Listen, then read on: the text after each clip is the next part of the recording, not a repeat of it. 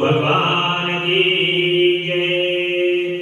ओम गजाननं भूतगणाधिसेवितं कपितजम्बूफलचारुभक्षणं उमासुतं शोकविनाशकारितं नमामि विघ्नेश्वरपादपङ्कजम्।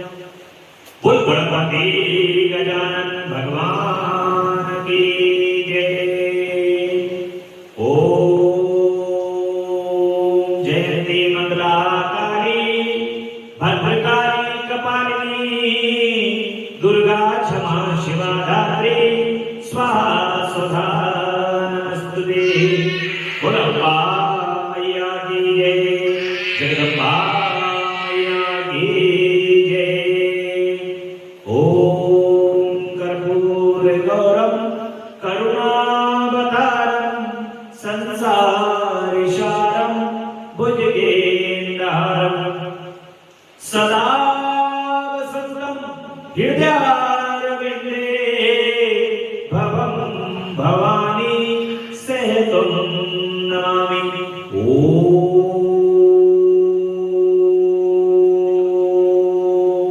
नमः शिवाय।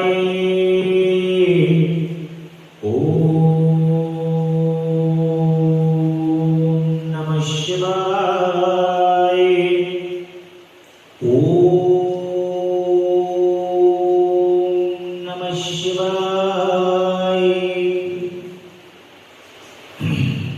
भगवान श्री गुरुदेव की असीम अनुकंपा से, माता पिता के आशीर्वाद, आप सभी भक्तों के भाग्य के कारण जगदम्बा परांबा पराशक्ति आद्याशक्ति माता काली के श्री चरण कमल में बैठ करके उनकी परम कृपा से हम सभी को भगवान के अमृत स्वरूप श्री शिव पुराण की कथा को सुनते हुए आज 21वां दिवस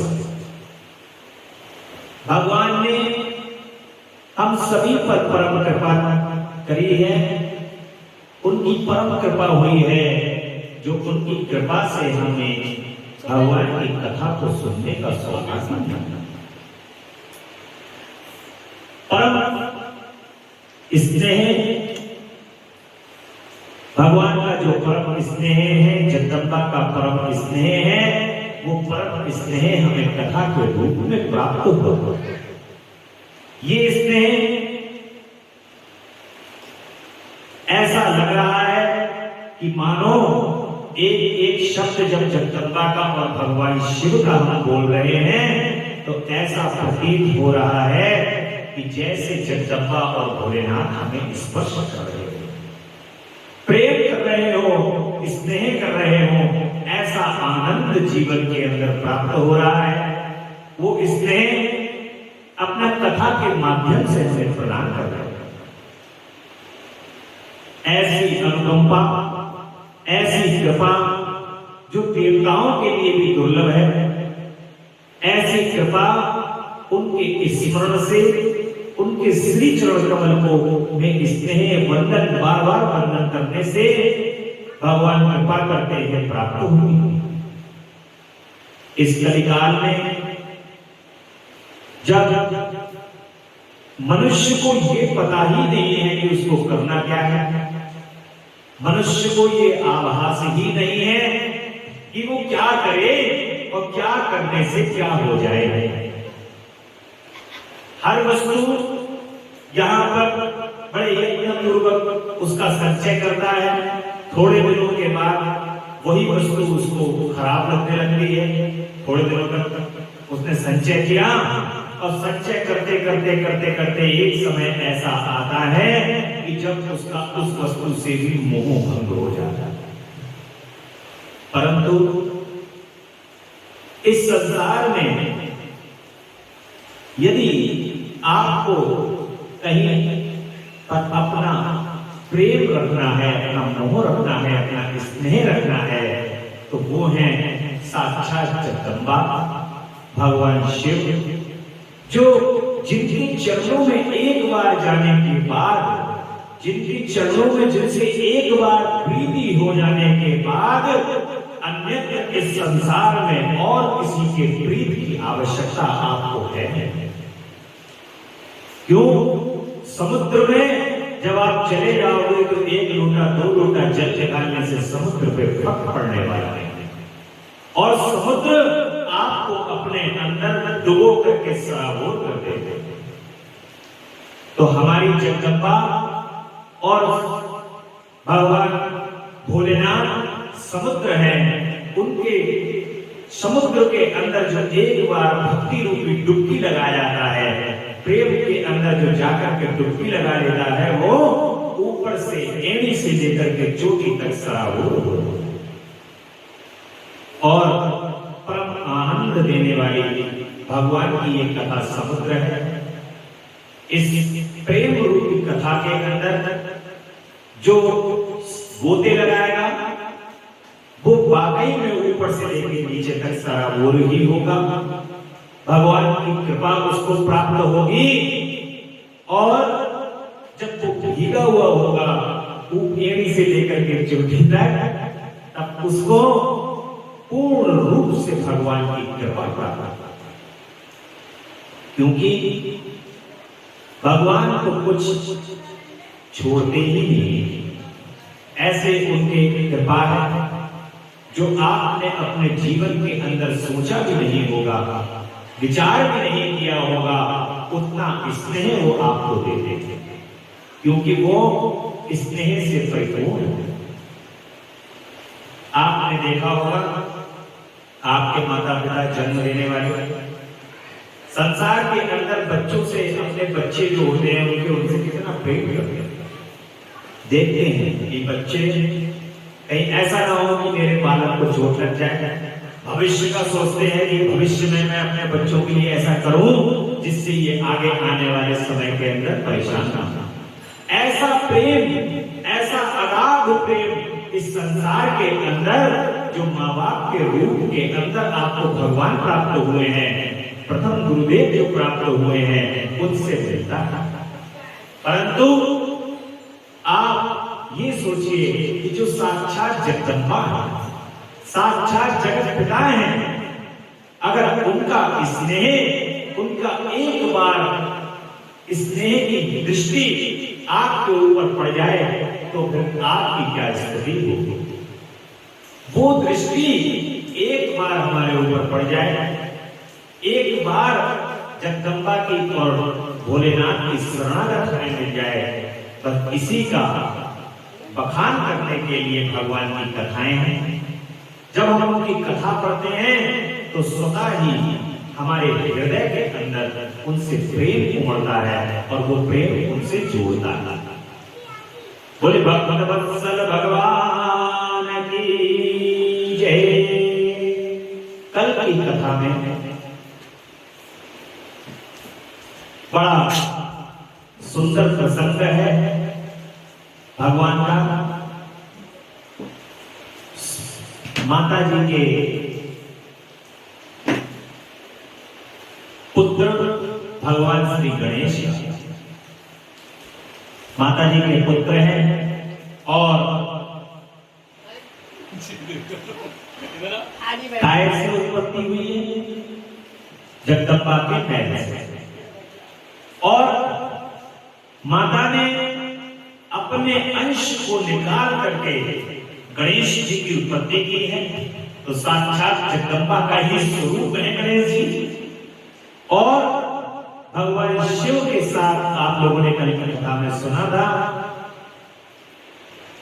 वाद विवाद होने के बाद भगवान शिव अपने गणों को भेजते हैं। उसके बाद हाथी का मुख ला करके उनको पुनर्जीवित किया जाता है, और गणेश भगवान जो हैं वो पुनर्जीवित होकर के अपने पिता को प्रणाम करते हैं, भगवान शिव को और जगदम्बा को प्रणाम करते हैं, क्योंकि ये भी भगवान शिव की लीला का ही भाग है। देखिए भगवान गणेश जो है उनको बेलपत्री बहुत प्रिय है, भगवान शिव को बेलपत्री बहुत प्रिय है।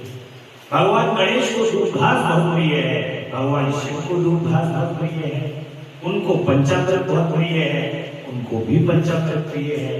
तो शिव भगवान भोलेनाथ का ही दूसरा स्वरूप श्री गणेश है। दूसरे शब्दों में अगर ये कहा जाए कि बगैर शिव पूजन के इस संसार में कोई भी अन्यत्र पूजन संभव नहीं है, तो उसी का ही स्वरूप गणेश जी बनकर के सबसे पहले आकर के प्रकट हुए हैं। और गणेश जी को अग्रणी बना दिया है जगदम्बा ने, कि जगदम्बा ने कहा है कि भोलेनाथ के रूप में ये गणेश जी स्थापित है, जब तक इनका कोई सबसे पहले श्री गणेश नहीं करेगा तब तक उसके जीवन में शुभता नहीं आएगी, आनंद नहीं आएगा। और मां और भोलेनाथ गणेश जी को नाना प्रकार के आशीर्वाद प्रदान कर रहे हैं।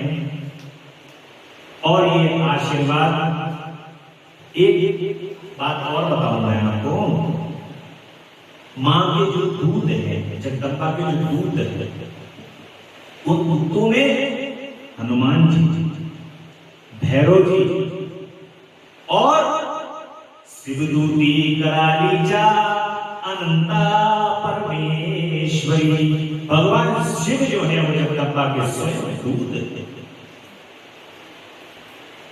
उसी स्वरूप में गणेश जी के स्वरूप के अंदर आकर के उनके द्वार पर बैठ गए हैं। और ये देखिए, ज्ञान का जो ज्ञानी लोग हैं, जो दिन भर अपने अंदर भगवान के स्वरूप के दर्शन करते रहते हैं और अपने ज्ञान के द्वारा भक्तों को वो ज्ञान प्रदान करते हैं, उन ज्ञानियों का ही कहना है कि गणेश जी पूर्ण ब्रह्म है। भगवान गणेश जो है वो पूर्ण ब्रह्म है, और वो पूर्ण ब्रह्म शिव ही पूर्ण ब्रह्म है, जगदम्बा ही पूर्ण ब्रह्म है। तो जगदम्बा और भगवान शिव का ही स्वरूप पूर्ण ब्रह्म में श्री भगवान गणेश जी के रूप में हम लोगों को प्राप्त हुए, उनकी कृपा प्राप्त हुई है। और माता पार्वती जी को जगदम्बा ने भगवान गणेश को अनेकों वरदानों से यहाँ पर विभूषित किया है। और पुत्र गजानन व्यग्र रहित होकर के जब वहां पर जीवित हो गए हैं, तब गणनायक देवों ने उनका अभिषेक करना प्रारंभ कर दिया है। माता जी प्रसन्न हो जाए कैसे भी, गणेश जी जो हैं अब यहाँ पर भगवान शिव की कृपा से जागृत हो उठे हैं, तो इसलिए अब वहां पर सभी देवता उनका अभिषेक कर रहे हैं। अपने पुत्र को देख करके माता इतना आनंद मग्न हो गई हैं और उन्होंने हर्षित होकर के भगवान के दोनों हाथों को पकड़ करके, भगवान गणेश के दोनों हाथ पकड़ के अपने सीने से लगा लिया है माता जी ने। माता जब प्रसन्न होती हैं, उनकी प्रसन्नता होती है, तो सबसे पहले वो अपने सीने से लगा लेती हैं। और यही भक्त का कार्य होता है, माँ प्रसन्नता से अपने भक्त को सीने से लगा लेती है। यही उन्होंने गणेश जी के साथ किया। और फिर अंबिका ने प्रसन्न होकर अपने पुत्र गणेश को अनेक प्रकार के वस्त्र और आभूषण प्रदान किए। तदंतर सिद्धियों ने अनेकों विधि विधान से उनका पूजन किया और माता ने अपने सर्वदुखारी हाथ से उनके अंगों का स्पर्श किया। माता उनको स्पर्श कर रही है ताकि अब गणेश के लिए कोई विघ्न और बाधा कभी जीवन के अंदर न आए। ऐसी माता जो है स्पर्श कर रही है और माता अपने पुत्र का सत्कार कर रही है, प्रेम पूर्वक उन्हें वरदान दे रही है और कह रही है कि तुम्हें बड़ा कष्ट झेलना पड़ा, किंतु अब तुम कृत हो गए हो, तुम धन्य हो गए हो। सबसे संपूर्ण देवताओं में तुम अग्र पूजा तुम्हारी होगी। सभी देवताओं के अंदर माता जी कह रही है तुम्हारी अग्र पूजा होगी, तुम्हें कभी दुख का सामना नहीं करना पड़ेगा, क्योंकि इस समय तुम्हारे मुख पर सिंदूर दिख रहा है। इसलिए मनुष्यों को सदा सिंदूर से अगर तुम्हारी जो पूजा करेगा वो मनुष्य पुष्प चंदन सुंदर कंद नैवेद्य रमणीय आरती तांबूल और दान से तथा परिक्रमा से नमस्कार करके विधि पूर्वक जो तुम्हारी पूजा करेगा उसे सारी सिद्धियां हस्तगत हो जाएंगी और उनके सभी प्रकार के विघ्न नष्ट हो जाएंगे। माता जी कह रही हैं कि केवल और केवल चंदन अक्षत पुष्प सिंदूर तांबूल नैवेद्य गंध और धूप दीप इनसे ही जो तुम्हारा पूजन कर लेगा उसको सारी सिद्धियां हस्तगत हो जाएंगी, सब मिल जाएंगी हाथ में उसके सिद्धियां। ब्रह्मा जी कहते हैं कि महेश्वरी ने अपने पुत्र गणेश को यूं कहकर उसे उनको नाना प्रकार की वस्तुएं प्रदान की और उनका अभिनंदन किया। और माता इतनी प्रसन्न हो रही है, इतनी प्रसन्न हो रही है कि अजर अमर गुण निधि सुध हो। गणेश जी से भी कह रही हैं कि अजर अमर गुण निधि सुध हो, जाओ सदा के लिए अजर और अमर हो जाओ, तुम्हारी प्रतिष्ठा यश कीर्ति मान सम्मान इस संसार के अंदर कभी कम नहीं होगा। और इस संसार में जो तुम्हें पूजित करेगा पूजा करेगा तभी उसका पूजन सफल होगा। और मां के इस प्रकार से गणेश जी के पूजन करने से सभी देवता एक एक करके जब जगदम्बा उनको आशीर्वाद देती है तो सभी देवता एक एक करके आकर के गणेश जी का पूजन करते हैं, नाना प्रकार के गणेश जी को आशीर्वचन प्रदान करते हैं। उस समय पर अपनी अपनी वस्तुएं प्रदान करते हैं। इंद्र ने वज्र प्रदान कर दिया है, अग्नि ने अपना जो उसका ताप है वो कह दिया है गणेश जी से, जल अपना जो शीतलता है वो प्रदान कर रहे हैं। सभी देवी देवता कुछ ना कुछ उपहार देकर के गणेश जी को जा रहे हैं। अत्यंत प्रसन्नता का ये अवसर है।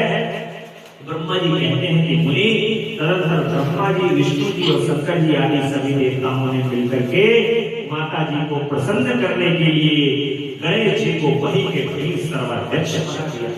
तीनों त्रिगुण देव ये तीनों त्रिगुण देव वहां मिलकर के कहते हैं कि आज से तो ये सबके अध्यक्ष हैं, सर्वाध्यक्ष हैं सभी देवताओं।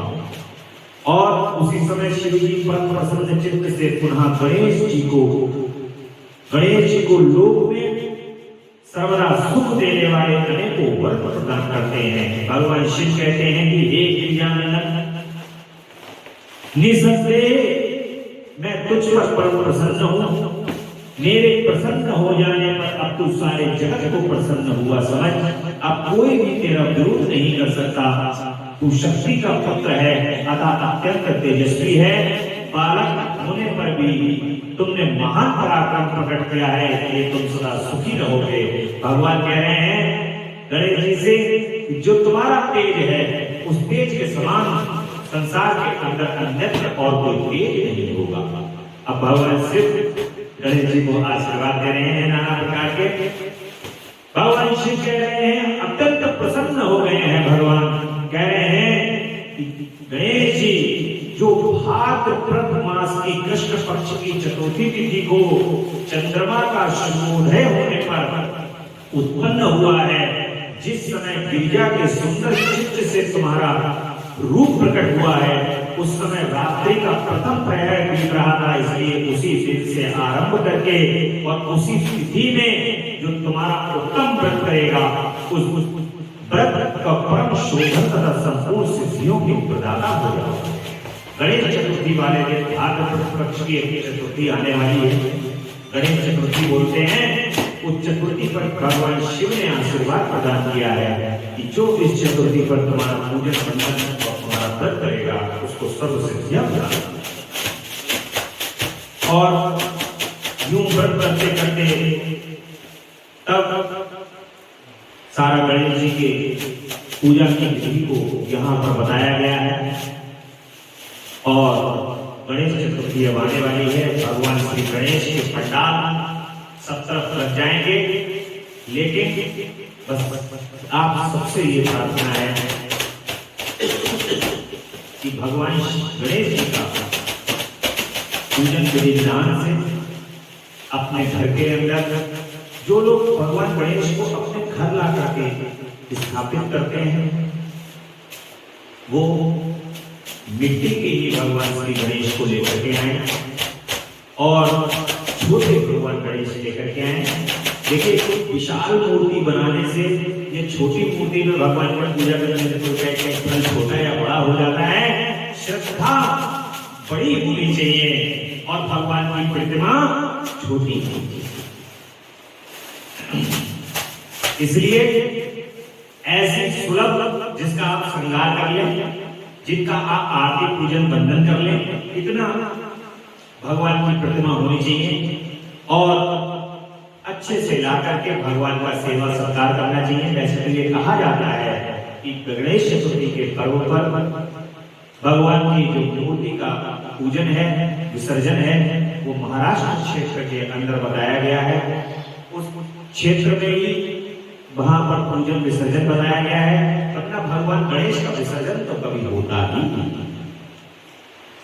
भगवान गणेश ऐसी सुविधा को प्रदान करने वाले हैं, ऐसी सुविधा को प्रदान, शुभता को प्रदान करने वाले हैं भगवान गणेश की शुभ और लाभ उनकी कृपा से सदैव मनुष्य के जीवन में बना रहे। इसलिए भगवान गणेश का कभी विसर्जन नहीं होता। परंतु आजकल प्रचलन है आपके यहाँ पर जो गणेश जी हैं जिनका आप पूजन करते हो, गणेश चतुर्थी वाले दिन पंचामृत से उनका स्नान करा करके, शुद्ध जल से स्नान करा करके, तांबूल अक्षत गंध पुष्प अक्षत तांबूल धूप दीप नैवेद्य से गणेश चतुर्थी को अवश्य अपने गणेश जी का मोदक लेकर के आए और मोदक ला करके भगवान गणेश का बड़े अच्छे से पंचोपचार से पूजन करें। भगवान गणेश की आरती करें, कर्पूर आरती उतारे उनकी। भगवान बहुत प्रसन्न होते हैं। उसी प्रसन्नता में जगदम्बा की प्रसन्नता भी मिलती है। ये स्वयं भगवान शिव जी का गणेश जी का पूजन करने से माता जी भी प्रसन्न होती है, स्वयं भी प्रसन्न हो जाती है। और इस प्रकार से मनुष्यों को भगवान गणेश का पूजन अवश्य करना चाहिए। चतुर्थी का जो व्रत रख सकते हैं वो गणेश चतुर्थी का व्रत रखें। और सबसे बड़ी श्रद्धा यह है कि भगवान को अच्छे से, श्रद्धा से, भाव से, जैसे गणेश जी का पूजन किया जाता है, श्रद्धा भाव विश्वास के साथ वस्त्र पहना करके, लड्डू का भोग लगा करके, उसी प्रकार से गणेश जी का पूजन करें बड़े आनंद के साथ। तो यही उनके लिए उनकी चतुर्थी पर सच्चा आपका पूजन है। भगवान के श्री चरण कमल में सच्ची भक्ति है।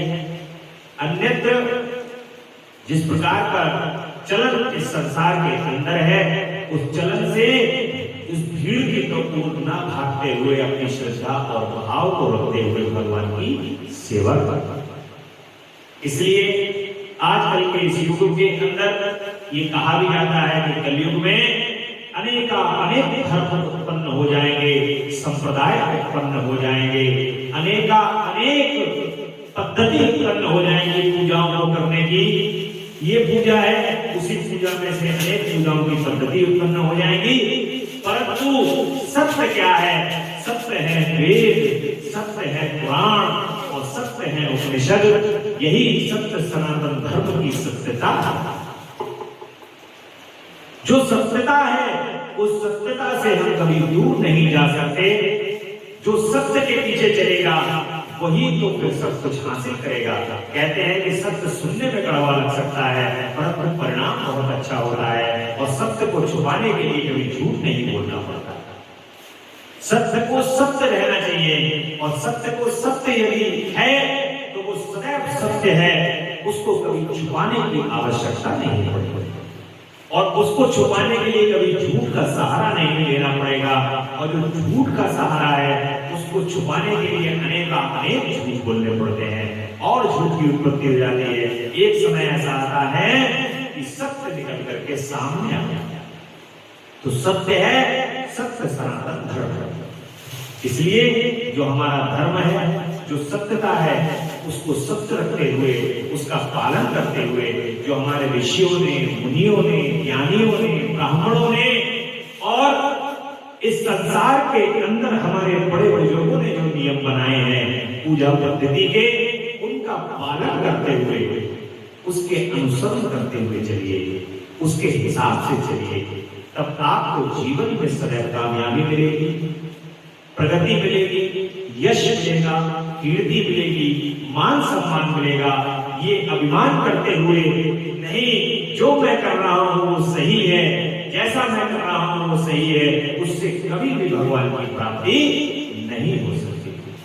अभिमान से रहित होकर के, और अभिमान को भगवान, देखिए मनुष्य है, हर चीज के अंदर अभिमान की उत्पत्ति होती है।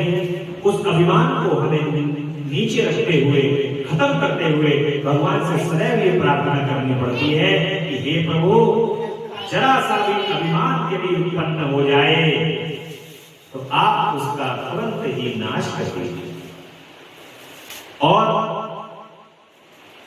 वो अभिमान भगवान की कृपा से स्वतः ही नष्ट हो जाता है। भगवान उसको नष्ट करते हैं। ये नष्ट करने का कार्य भगवान स्वयं करते हैं।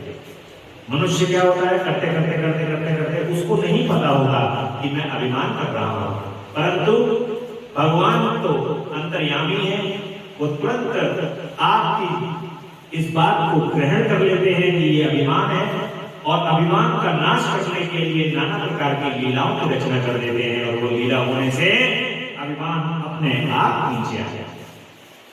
इसलिए अपने आप को सत्य का अनुसरण करते हुए, सत्य का पालन करते हुए, भगवान की कृपा को प्राप्त करते हुए हमें सदैव अपने सत्य सनातन धर्म का पालन करना चाहिए, और इसी से हमारे जीवन का कल्याण है। भगवान शिव, भगवान कार्तिक की और गणेश जी की बाल लीला है। दोनों का परस्पर विवाह के विषय में विवाद हो रहा है। एक दिन बड़ी सुंदर कहानी है, कथा है भगवान की। देखिए भगवान गणेश जो है वो कथा प्रिय थे। उनके माता पिता को कथा सुनने का और सुनाने का शौक है। भगवान गणेश को भी कथा सुनने का बहुत शौक है। गणेश जी की जो कथा सुनाता है और गणेश जी की कथा जो सुनता है, ये 100% सत्य है कि उसके जीवन में दुखों का वास नहीं होता,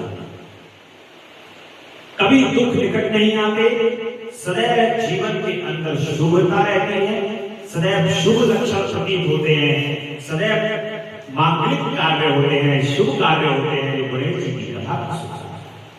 ये तो गणेश जी की कथा का महत्व है। और नारद जी कहते हैं कि गणेश जी के जन्म संबंधी अनुपम प्रताप को आपने सुना है, और परंपरागत सिद्ध भूषित उनका दिव्य चरित्र भी सुन रहे हो।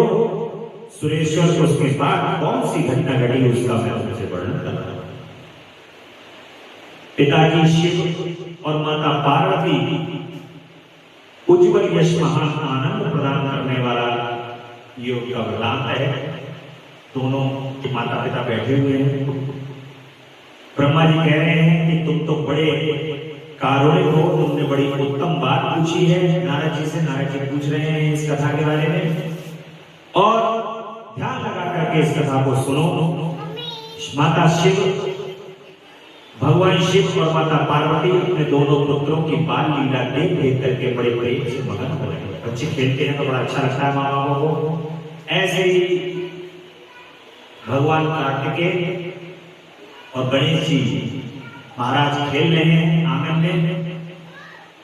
पुत्रों का लाड़ प्यार करने के कारण माता पिता का सुख दिनों दिन बढ़ता जाता है, और वे दोनों कुमार प्रीति पूर्वक आनंद के साथ तरह तरह की लीला कर रहे हैं। हे मुनीश्वर, स्वामी कार्तिक और भगवान गणेश भक्ति पूर्वक चित्त से सदा माता पिता की परिचर्चा करते थे। अपने माता पिता की परिचर्चा करते थे। त्रिलोकीनाथ और जगदम्बा की सदैव चर्चा होती थी। और गणेश भगवान पर शुक्ल पक्ष के चंद्रमा की भांति दिन प्रतिदिन स्नेह जो है अपने माता पिता के प्रति, गणेश भगवान का स्नेह जो है वो शुक्ल पक्ष के चंद्रमा की तरह दिन प्रतिदिन बढ़ता ही चला जाता है। प्रेम पूर्वक एकांत में बैठकर वो विचार करने लगे कि हमारे ये दोनों पुत्र जो माँ है और पिताजी हैं, तो दोनों ये प्रेम पूर्वक बैठे हुए हैं और सोच रहे हैं कि हमारे दोनों पुत्र अब बड़े हो गए, अब ये बड़े हो रहे हैं, इन दोनों का विवाह भी करना है। और माता पिता के विचार को जान करके आनंद चिंता में पड़े हैं कि दोनों लीलावश आनंद मग्न हैं। भगवान शिव और माता पार्वती विवाह की इच्छा जाती है। जब दोनों भगवान शिव और माता पार्वती ये विचार कर रहे हैं कि इन पुत्रों को बड़े हो रहे हैं, धीरे धीरे इनका विवाह भी करना चाहिए, तो उन दोनों के विवाह की इच्छा को देख करके दोनों पुत्र भी आपस में हट करने लगे कि पहले मैं विवाह करूंगा। कार्तिकेय जी कहने लगे पहले मैं करूंगा, गणेश जी कहने लगे कि पहले मैं विवाह करूंगा। यूं बार-बार कहते हुए परस्पर विवाद करने लगे। तब जगत के अधीश्वर वे दोनों माता पार्वती और भगवान शिव लौकिक आचार का आश्रय ले परम विस्मय को प्राप्त हुए। कुछ समय बाद उन्होंने अपने दोनों पुत्रों को बुलाया और उनसे कहा, माता पार्वती और भगवान शिव कहते हैं कि हम लोगों ने पहले से ही एक ऐसा नियम बना रखा है जो तुम दोनों के लिए सुखदायक होगा। अब तुम यथार्थ रूप से उसका वर्णन करते हैं, तुम लोग प्रेम पूर्वक सुनो। प्यारे बच्चों, हम तो तुम दोनों, हमारे लिए तो तुम दोनों पुत्र समान हैं, ना कोई छोटा है ना कोई बड़ा है, ना किसी से कम प्रेम करते हैं ना किसी से ज्यादा करते हैं, और ऐसी बात नहीं है। अतः हमने तुम लोगों के विवाह के विषय में ऐसा नियम बनाया है, जिस नियम को तुम दोनों सबसे पहले जो उस नियम को करेगा, उस नियम को करने के बाद उसी का विवाह सर्वप्रथम होगा। अब आपको दोनों लोगों को माता पृथ्वी की और आकाश की परिक्रमा, तीनों लोगों की परिक्रमा कर करके आनी। जो सबसे पहले परिक्रमा करके आएगा उसी का विवाह सर्वप्रथम कर दिया जाएगा।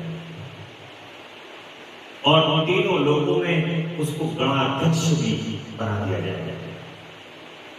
माता पिता की ये बात सुनकर के सर्जन्मा महाबली कार्तिकेय तुरंत ही अपने स्थान से पृथ्वी की परिक्रमा करने के लिए चल दिए। भगवान कार्तिकेय का जो वाहन है वो है मोर। मोर तेज चलता है। गणेश जी का वाहन है चूहा। चूहा धीरे धीरे धीरे धीरे चलता है। कितने समय में परिक्रमा पूरी हो पाती। और वे बड़ी उत्तम बुद्धि का आश्रय लेकर के भगवान गणेश जो है वहीं खड़े रहे। कार्तिकेय जी तो चल दिए, लेकिन गणेश जी जो हैं वो बुद्धि के देवता हैं। ऐसा कहा जाता है कि कोई भी कार्य इस समस्त संसार के अंदर जब सुलझता नहीं है तो गणेश जी को बुलाया जाता है उस कार्य को सुलझाने के लिए। श्री रामचरितमानस, तुलसीदास जी कृत जो आप श्री रामचरितमानस देख रहे हैं वो गणेश जी के द्वारा ही लिखित है। वेद व्यास जी ने जितने पुराणों की रचना की है वो गणेश जी ने ही अपने हाथों से लिखा है। सब जगह भगवान गणेश की लिखावट है। गणेश जी के द्वारा ही सब कुछ लिखा गया है। और गणेश जी बुद्धिमान है। और बार-बार अब मैं क्या करूं, कहां जाऊं, परिक्रमा तो मुझसे हो नहीं सकेगी, गणेश जी कह रहे हैं, क्योंकि लंबोदर सिद्धो विघ्ननाशो विनायका।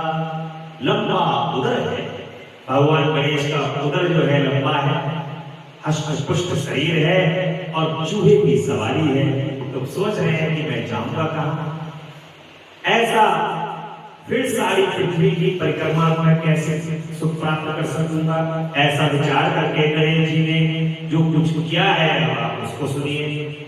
उन्होंने अपने घर लौटकर विधि पूर्वक स्नान किया और माता पिता से कहा कि पिताजी और माताजी, मैंने आप लोगों की पूजा करने के लिए यहाँ 2 आसन स्थापित किए हैं और आप दोनों इस पर विराजिए और मेरा मनोरथ पूर्ण कीजिए। ब्रह्मा जी कहते हैं कि मुनि भगवान गणेश की बात सुनकर के माता पार्वती और भगवान शिव उनकी पूजा ग्रहण करने के लिए आसन पर बैठ गए। तब भगवान गणेश ने उनकी विधि पूर्वक पूजा की, बारंबार प्रणाम करते हुए उनकी 7 बार प्रदक्षिणा कर ली। और गणेश जी तो बुद्धिमान थे ही, वे हाथ जोड़कर प्रेम मगन माता पिता के बहुत प्रकार से स्तुति करने लगे। भगवान शिव और माता पार्वती की स्तुति करने लगे। उनको पता है कि मेरी माता और मेरे पिता के अंदर तीनों लोग समाहित हैं। मैं कहाँ परिक्रमा करने जाऊंगा? जिनकी परिक्रमा करनी चाहिए मैं उनकी परिक्रमा यही कर ले जाऊं, क्योंकि संपूर्ण ब्रह्मांड तीनों लोग भगवान शिव और माता पार्वती के अंदर ही समाहित है। तो जब इन्हीं में है तो इन्हीं की परिक्रमा कर लो, तो कहीं भागने की आवश्यकता है ही नहीं। जैसे नहीं तीर्थ जाते पदों को दुखाते, नहीं वेद पढ़ते समय को बिताते। नहीं तीर्थ जाते पदों को दुखाते, नहीं वेद पढ़ते समय को बिताते, तुम्हारे पद द्वंद्वों को ध्यान लाते। हे जगदम्बा, केवल आपके श्री चरण कमल को ध्यान में लेकर के आते हैं। केवल आपके श्री चरण कमल को ध्यान में लेकर के आते हैं। ये पृथ्वी नापने की आवश्यकता नहीं है। केवल जगदम्बा के श्री चरण कमल से प्रेम कर लो, तभी सब कुछ प्राप्त हो जाना है। और वही कार्य भगवान ये यहां पर शिक्षा भी है। तो बुद्धिमान लोग हैं और जो भक्तिमान लोग हैं, भक्ति को जो जानते हैं, जो प्रेम को जानते हैं, जो ये जानते हैं कि इन्हीं के श्री चरण कमल में सर्वस्व है, वो कभी भागते नहीं। जहां दर्शन मिल जाए तो ठीक, नहीं मिल जाए तो ठीक, क्योंकि हमें पता है कि हमें अपने श्री जगदम्बा परा अम्बा के श्री चरण कमल में विश्वास है। हमें उनके श्री चरण कमल में सभी तीर्थों के दर्शन हो रहे हैं। हमको उनके श्री चरण कमल में सारा सर्वस्व मिल रहा है। तो नहीं तीर्थ जाते पदों को दुखाते, नहीं वेद पढ़ते समय को बिताते, तुम्हारे पद द्वंद्वों को ध्यान लाते, तुम्ही एक बोध्या परब्रह्म रूपा। तिरस्कार आराधना देवतों की, भली भांति छजे धर्म यज्ञ पद से। तेरे ध्यान में जो लगा चेत मेरा, तो क्या कर सके दूत यमराज के भी। हे जगदम्बा, हे पराम्बा पराशक्ति, किसी देवी देवता के पूजन की आवश्यकता नहीं। तिरस्कार आराधना देवतों की, भली भांति छजे धर्म यज्ञ पद से। चाहे धर्म यज्ञ पद कोई भी हासिल ना हो, आप इस श्री चरण कमल की कृपा प्राप्त होती रहे। तुम्ही बोध्या परब्रह्म रूपा। आपकी कृपा से वेद पुराण सभी का ज्ञान प्राप्त हो जाता है। आपकी कृपा से सभी तीर्थों का सुख प्राप्त हो जाता है। आपकी कृपा से सभी पूजन का फल प्राप्त हो जाता है। तो अब मुझे किसके पूजन के, किसके चरण कमल के बंधन की आवश्यकता है। इसलिए हे जगदम्बा, आप हमें तुम्ही एक बोध्या पर ब्रह्म रूपा, जिस पर ब्रह्म के रूप में सभी आपके अंदर समाहित हैं, सभी कुछ आपके अंदर है, सारे तीर्थ नगर वेद पुराण सब आपके अंदर है। तो आपके श्री चरण कमल में ही हमारा नमन है। वही कार्य भगवान गणेश ने किया है और अपनी माता और अपने पिता के चरण कमल के अंदर वंदन कर लिया है। वो भागे नहीं, भागोगे तो भागते रहोगे, चक्कर लगाते रहोगे। चक्कर लगाओ। हमारे पापा एक बहुत सुंदर सी बात कहा करते थे, दर्शन गए मंदिर करने, हाँ गए, भगवान मिले, बोले, बातचीत करी, कुछ सवाल जब करी हो तो कहे, तो कहते थे कि फिर जाने से क्या फायदा जब बात करके नहीं आए, जब बात करके नहीं आए तो क्या फायदा। तो इसलिए अपना आप को ऐसा बनाओ कि जाओ तो भगवान से मिल करके आओ, आनंद लेकर के आओ, परम आनंद रूप स्वरूप बनाओ। तो इसलिए उस समय तो हमें ये बात समझ में नहीं आती थी, लेकिन अब ऐसा लगता है कि वाकई में यदि आपको अपने जीवन के अंदर अपने प्रभु की भक्ति, उनका प्रेम और उनका स्नेह अगर चाहिए तो वाकई में जहां जाओ उससे मिल करके अवश्य आओ। कहीं कोई यात्रा करने जाओ तो वहां पर मिलके तो आओ। भगवान की श्री केदारनाथ की यात्रा आपने की थी, केदारनाथ धाम में, तो मिलके आए भगवान से। भगवान ने साक्षात स्वरूप के अंदर पूर्णमासी वाले दिन रात्रि काल में आपको दर्शन प्रदान किए। जब गए तो उनसे मिल करके आए, गए तो उनको सार कर पर्वतमाला में उनके दर्शन किए।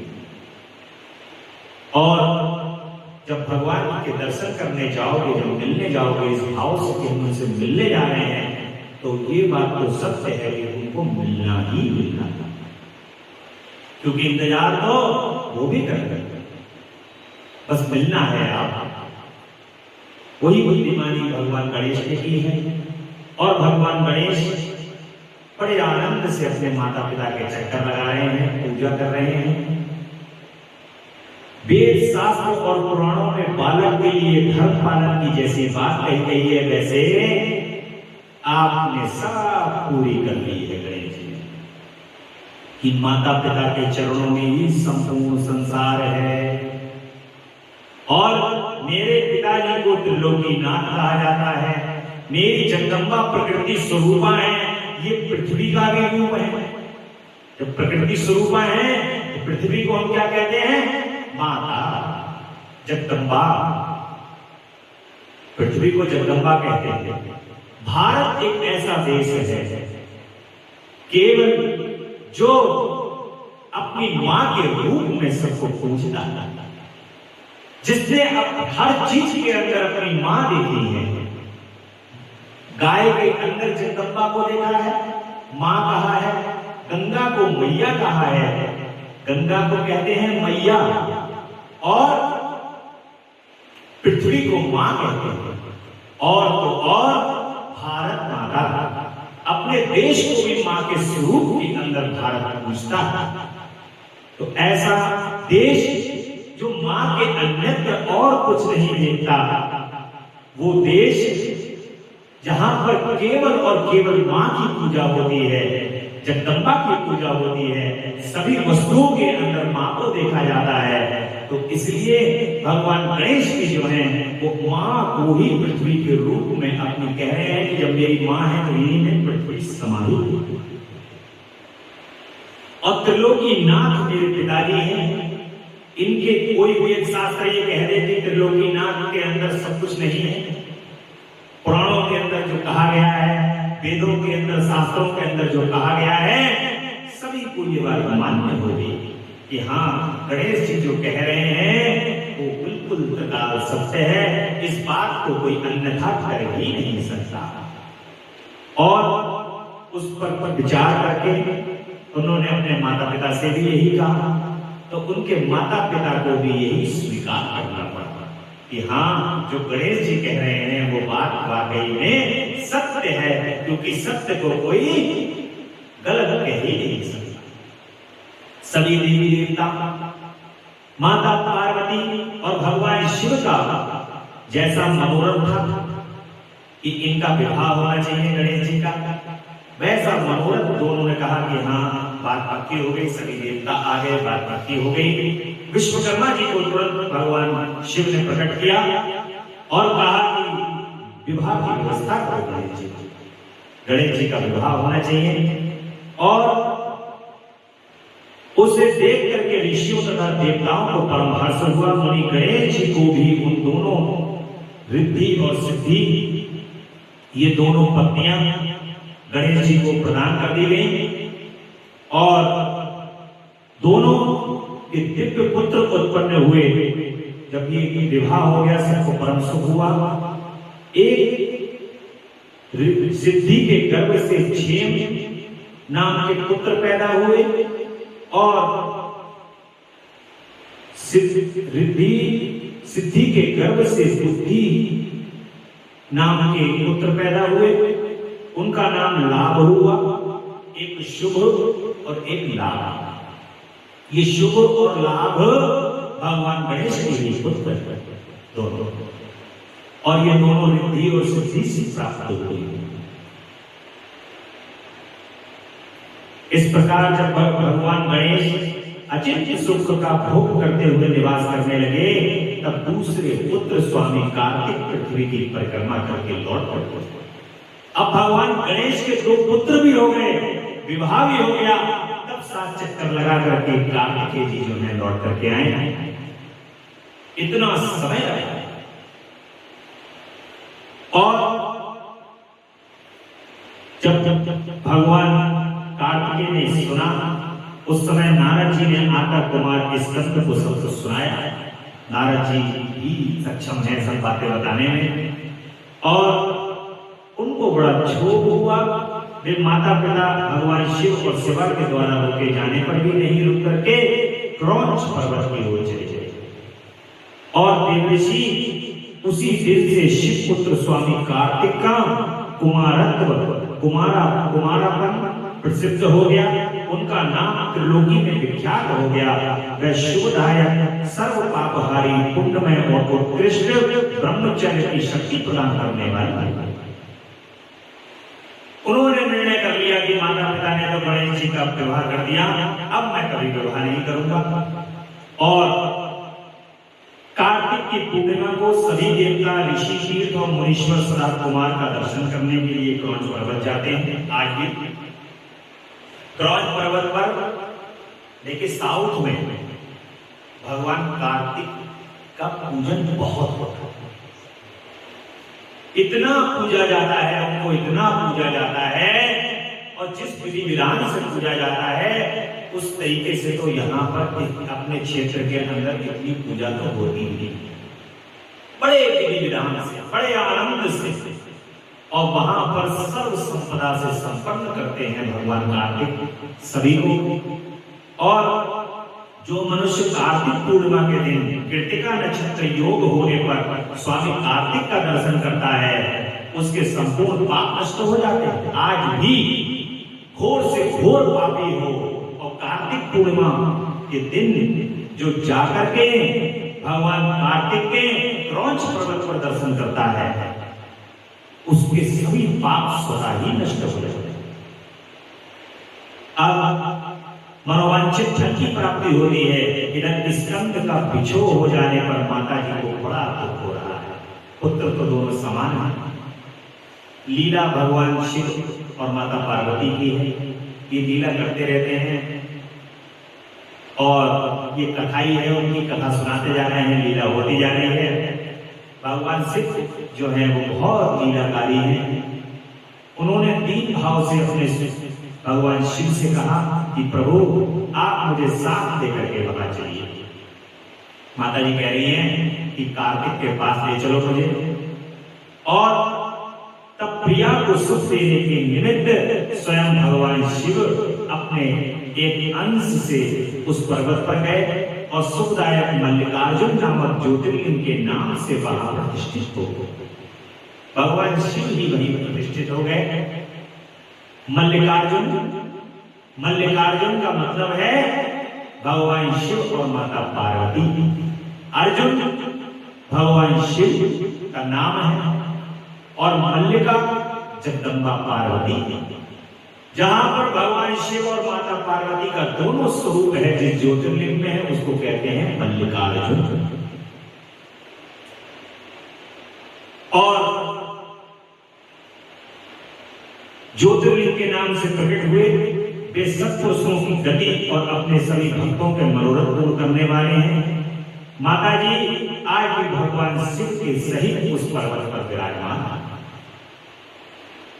क्योंकि बेटा अपने कार्तिक का जो प्रेम है, जो अपने बेटे कार्तिक के पास माता जी को जाने का जो प्रेम है, उसको बुरा ना लगे। कहीं ऐसा ना हो कि माता पिता ने मेरे साथ अच्छा नहीं किया है इसलिए दोनों वहीं स्थापित हो गए, कि अपने पुत्र के पास रहेंगे, पुत्र को अकेलापन ना लगे। और पुत्र स्नेह से बेहद होकर प्रत्येक पर्वत पर कुमार को देखने के लिए अपने कुमार कार्तिकेय को दोनों जाते हैं, भगवान शिव और माता पार्वती। आज भी ऐसा माना जाता है कि वहां पर जब माता पार्वती और भगवान शिव घूमते हैं तो भक्त वहां दर्शन करते हैं आज। और ये बड़ा सिद्ध जगह है, परम आनंद को प्रदान करने वाली है। अमावस्या के दिन वहां पर भगवान शिव शंभु स्वयं रहते हैं और पूर्णमासी के दिन माता पार्वती जी वहां पर पूर्ण रूप से रहते हैं। और मुनीश्वर, तुमने स्वामी कार्तिक और भगवान गणेश का जो ये वृत्तांत मुझसे पूछा था, वो सब मैंने तुम्हें कह करके सुना दिया है। अब जो इसे सुनकर के बुद्धिमान मनुष्य समस्त पापों से मुक्त हो जाते हैं, जो तुमने ये भगवान का वरदान सुना है, स्वामी कार्तिक और भगवान गणेश और त्रिलोकीनाथ जगदम्बा की परम कृपा से आपके सभी पाप नष्ट होंगे, उनकी परम कृपा होगी और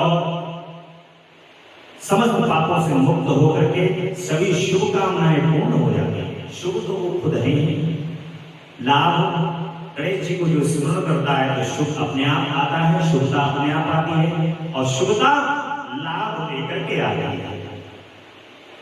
इसलिए भगवान गणेश और स्वामी कार्तिक के चरित्र को जो पढ़ता है उसकी सभी मनोकामनाएं पूर्ण होती हैं, शुभता आती है। जो मनुष्य इस चरित्र को पढ़ता है अथवा पढ़ाता है एवं सुनता और सुनाता है, निसंदेह उसके सभी मनोरथ सफल हो जाते हैं। ये मनोकामनाओं को पूर्ण करने वाली भगवान की कथा है। अनुपम आख्यान, पापनाशक, कीर्तिप्रद, सुखवर्धक, आयु को बढ़ाने वाला, स्वर्ग की प्राप्ति कराने वाला, पुत्र पौत्र की वृद्धि करने वाला, मोक्षप्रद, शिव जी के उत्तम ज्ञान का प्रदाता, शिव पार्वती में प्रेम उत्पन्न करने वाला और शिव भक्ति वर्धक है। ये कल्याणकारक भगवान शिव जी के अद्वैत ज्ञान का दाता और सदा शिवमय है। अतः मोक्ष कामी एवं निष्काम भक्तों को सदा इसका श्रवण करना चाहिए। भगवान के बोलिए कार्तिक भगवान की जय, गणपति भगवान की जय, भक्त वत्सल भगवान की जय, जगदम्बा रानी की जय। अब रुद्र संहिता का पंचम खंड यहाँ प्रारंभ होगा, जो कि युद्ध खंड के नाम से है। इसके अंदर तारक पुत्र तारकाक्ष, बिंदुमाली, कमलाक्ष की तपस्या, ब्रह्मा जी द्वारा उनको वरदान और 3 कुओं का निर्माण और उनकी सजावट शोभा का वर्णन किया जाएगा। नारद जी ने कहा कि पिताजी, जो गणेश और स्वामी कार्तिक की उत्तम कथा से आपने हमें उद्बोध किया है, आप कृपा करके परमोत्तम चरित्र का उनका वर्णन कीजिए। किस प्रकार से युद्ध किया है उनके चरित्र को भी बताइए। महान वीरशाली भगवान शंकर ने देवद्रोहियों के तीनों नगरों को एक साथ ही बाण से किस कारण कैसे भस्म कर डाला था। भगवान जिनके भाल से बाल चंद्रमा सुशोभित होता है तथा जो सदा माया के विहार करने वाले हैं उन भगवान शंकर के चरित्र तो देव ऋषियों को आनंद प्रदान करने वाला है। आप हमें सारा चरित्र सुनाइए। ब्रह्मा जी कहते हैं कि पहले किसी समय में व्यास ने सनत कुमार से ऐसा ही प्रश्न किया था। उस समय सनत कुमार ने जो कुछ उत्तर दिया था उसका वर्णन मैं तुम्हें कर रहा हूं। और उस समय सनत कुमार जी ने कहा था कि महाबुद्धिमान व्यास जी विश्व का संहार करने वाले चंद्रमौली भगवान शिव ने जिस प्रकार एक ही बाण से त्रिपुर को भस्म कर दिया था वह चरित्र मैं तुमसे कहता हूं उसे सुनो। हे मुनीश्वर, जब शिव कुमार स्कंद ने तारकासुर को मार डाला तब उनके तीनों पुत्रों को महान संताप हुआ। उससे तारकाक्ष सबसे श्रेष्ठ था, बिंदुमाली मजला था और छोटे का नाम कमलाक्ष था। उन तीनों में समान बल था। वे जितेंद्रिय सदा कार्य के लिए उद्धत, संयमी, सत्यवादी, दृढ़ निश्चित, महान वीर और देवों से द्रोह करने वाले थे। उन तीनों ने सभी उत्तमोत्तम मनोहर भोगों का परित्याग करके मेरु पर्वत की एक कंदरा में जाकर के परम अद्भुत तपस्या आरंभ कर दी। वहां उन्होंने हजारों वर्षों तक ब्रह्मा जी की प्रसन्नता के लिए अत्यंत उग्र तप किया। तब सुर और असुरों के गुरु महायशस्वी ब्रह्मा जी उनकी तपस्या से अत्यंत संतुष्ट होकर उन्हें वर देने के लिए प्रकट हुए। ब्रह्मा जी कहते हैं कि महादेवों मैं तुम लोगों के तप से प्रसन्न हूं, अतः तुम्हारी कामना के अनुसार तुम्हें सभी वर प्रदान करूंगा। देवद्रोहियों मैं सबकी तपस्या के फलदाता और सर्वदा सब कुछ करने में समर्थ हूं। अतः बताओ तुम लोगों ने इतना घोर तप किस लिए किया। जितने भी राक्षस हैं वो सभी ब्रह्मा जी की तपस्या करते हैं, क्योंकि ब्रह्मा जी तपस्या से प्रसन्न होकर के उनको वरदान प्रदान कर देते हैं। और सनत कुमार जी कहते हैं कि मुनि ब्रह्मा जी की किस बात यह बात सुनकर के उन सब ने अंजलि बांधकर पितामह के चरणों में प्राणपात किया और कहा कि प्रभु यदि आप हम पर प्रसन्न हैं और हमें वर देना चाहते हैं तो ये वर दीजिए कि समस्त प्राणियों में हम सबके लिए अवध्य हो जाए, हमारा पद ही ना हो, कोई भी प्राणी हमें मार ना सके। जगन्नाथ आप हमें स्थिर कर दें और हमें जरा रोग आदि सभी शत्रु हमारे नष्ट हो जाएं तथा कभी भी मृत्यु हमारे समीप न फटके। और हम लोगों का ऐसा विचार है कि हम लोग अजर अमर हो जाएं और त्रिलोकी में अन्य सभी प्राणियों को मौत के घाट उतारते रहे। भगवान की एक पूजा करने वाले दो तरीके के लोग होते हैं। एक ये होता है कि हे प्रभु हमारी रक्षा करना, हम पर कृपा करना, और हम पर तो कृपा करो ही करो, प्रभु सब पर कृपा करो। एक इस तरीके के भक्त होते हैं। एक भक्त होते हैं कि प्रभु सब हमारी रक्षा करना और हमें ऐसा बना देना कि हम सबको दुख पहुंचा जाए, सब बलवान ऐसे बलवान हो जाएं कि सारी पृथ्वी हमसे थर-थर कांपने लगे।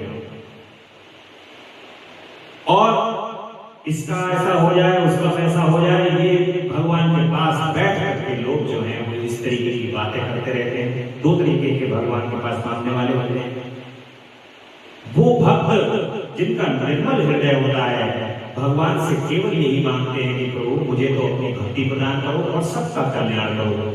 आपकी भक्ति सबके हृदय में जागृत हो, आपकी भक्ति, आपकी जय जयकार पूरे भूमंडल पर हो, सभी आपकी जय जयकार करें। ऐसे भक्त जो होते हैं वो भगवान के परम प्रिय होते हैं, भगवान उनको परम प्रिय।